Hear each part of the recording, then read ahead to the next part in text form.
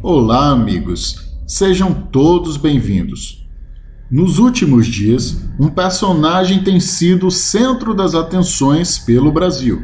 De modo muito incomum, tem conseguido a façanha de despertar a fúria dos que o admiravam e chuva de elogios daqueles que até outro dia tinham repulsa só em ouvir o seu nome. Pelo título, você já sabe que estamos falando do general Hamilton Mourão, vice-presidente do Brasil. Em 2015, Mourão estava à frente do objeto de desejo da maioria dos generais do país, o Comando Militar do Sul, que é o maior e mais importante do Brasil, com um impressionante contingente de 52 mil soldados, além de ter 90% da frota de blindados de artilharia do país. Mas neste mesmo ano, ele começaria a ficar marcado pelas polêmicas declarações contra presidentes. A primeira colisão veio após direcionar duras críticas ao governo da então presidente Dilma Rousseff. Mas a gota d'água teria sido pelo ato de supostamente ter permitido, em 26 de outubro do mesmo ano, uma homenagem em São Paulo ao coronel Brilhante Ustra, aquele mesmo que a presidente alega ter sofrido tortura, numa época onde havia sido preso sob a acusação de fazer parte de uma guerrilha que matava soldados e assaltava bancos, confirmada em parte, décadas depois, por uma entrevista dada pelo ex-marido da ex-presidente. Então, essa homenagem teria despertado a fúria de Dilma, que o exonerou de seu posto no alto comando militar. Segundo matérias da época, após ser criticado por dizer o que pensava abertamente, ele teria dito a colegas de farda a seguinte frase: "Essa é a minha mochila." Na gíria militar, mochila também é sinônimo de missão, ou seja, aquilo que cada um tem que carregar, não importando o peso. Após isso, Mourão caiu na graça de ultranacionalistas e virou símbolo de boa parte dos intervencionistas. Inclusive, um grupo de organizadores de evento pró-intervencionismo pagaram por um grande boneco inflável em sua homenagem. Mas as polêmicas não parariam no governo Dilma. Em setembro de 2017, durante o governo Temer, numa palestra em uma loja maçônica, falou que o exército deveria impor uma solução caso o judiciário não punisse políticos ligados à Lava Jato, o que caiu como uma bomba no governo. Em 7 de dezembro do mesmo ano, políticos ligados a Temer buscavam minar a Lava Jato. Então, Mourão apelidou essa tentativa de contemporização da base governista de Temer por sarneyização, em alusão à forma com que ele via Sarney no cenário político. E, para piorar, no momento de maior tensão do governo que derrubou Dilma, disse que o presidente Temer estava indo aos trancos e barrancos para conseguir se manter no governo. Com isso, mais uma vez, Mourão era exonerado, deixando seu cargo de secretário-geral do Exército. Já em 2018, Mourão começou o ano em alta, com a direita moderada e extremista, tendo a admiração tanto de bolsonaristas pró-eleições como de intervencionistas que não queriam eleições de modo algum. E do outro lado da polarização, era totalmente detestado pela esquerda e centro-esquerda. Mas parece que o Mourão de anos anteriores, que falava em intervenção, já vislumbrava outro cenário à sua frente, talvez pela possibilidade de sua volta a uma posição de maior destaque no cenário nacional devido ao forte crescimento da direita no país.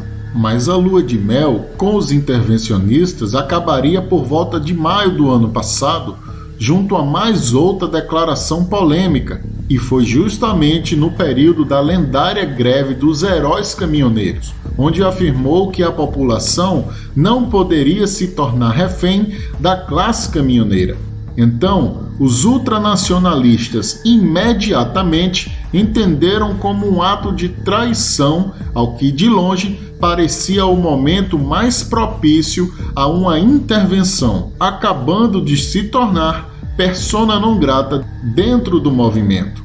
O fato é que no período de formação de chapa para o pleito de 2018, o atual vice não era um nome de preferência de Bolsonaro para ocupar o cargo, que antes tentou nomes de sua confiança como o senador Magno Malta e general Heleno, além de outros de sua simpatia, como Marcos Pontes e da advogada Janaína Pascoal, tendo todos estes, por motivos diversos, não ter aceitado, restando os nomes do príncipe Luiz Felipe de Orleans e Bragança e do próprio Mourão. Até que, talvez pelo conselho do próprio filho Eduardo Bolsonaro, que inclusive alegou ter conversado várias vezes com o pai sobre escolher um vice que chamou de faca na caveira, optou por Mourão. Em tese, essa escolha seria uma boa estratégia de inibir um possível assassinato sob o prisma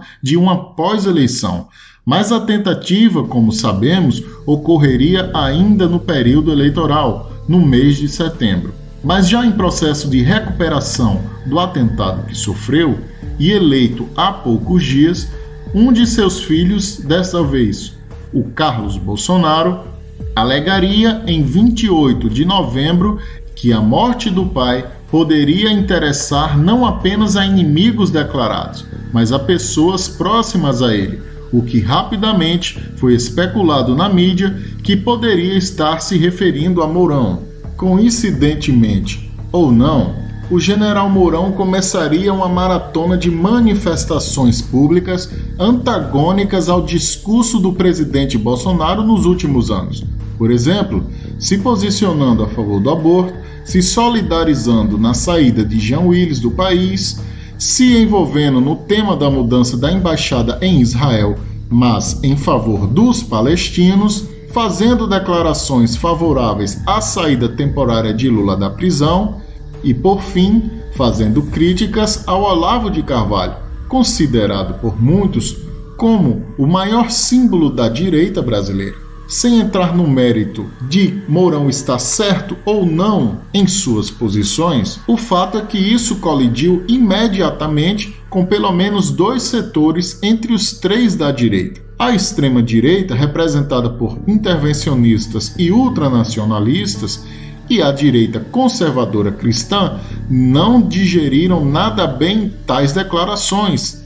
O único lado da direita que parece não ter se importado com os posicionamentos de Mourão foram um grupo de centro-direita, divididos entre liberais e o movimento Brasil Livre. Bom, amigos, isso posto, a verdade é que o vice-presidente vem mostrando total desalinhamento com o grupo que o elegeu junto ao presidente. E é fato que, de modo acelerado, vai tirando seu estigma de feroz algoz da esquerda. Ao que parece, nos últimos 40 dias, Mourão virou o personagem preferido da mídia esquerdista, que tem feito filas para colocar microfones em sua boca à espera de cada polêmica.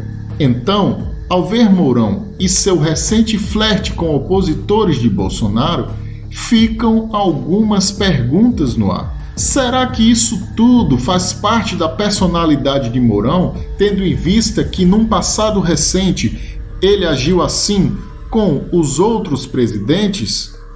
Ou será que estamos diante de uma verdadeira estratégia do livro A Arte da Guerra, onde diz que o inimigo do meu inimigo é meu amigo? Teria os opositores de Bolsonaro virado amigos do Mourão?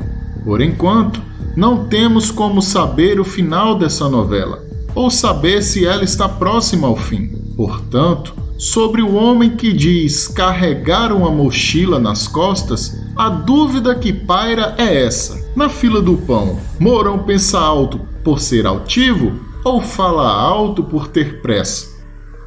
O certo é que a única coisa previsível em Mourão é justamente a sua imprevisibilidade.